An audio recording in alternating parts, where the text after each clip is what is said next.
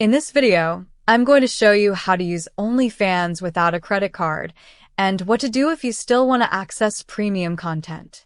Before we get into it, make sure to check out the software linked just below this video. It might come in handy, depending on what you're trying to do. Alright, so let's jump in. First thing you'll want to do is open your browser and head over to onlyfans.com. If you don't already have an account, you can create one pretty easily. Just click the sign up button, it's right under the login area, and fill in your name, email, and password. Now here's the part that surprises a lot of people. You don't need a credit card just to create an account. You can sign up and start exploring for free.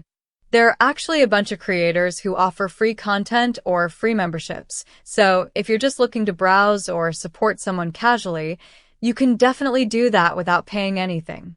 But here's the thing, if you want to access premium content like paid subscriptions or exclusive posts, then yeah, you're going to need a card. That's just how the platform works. The card is used to process payments directly to the creator.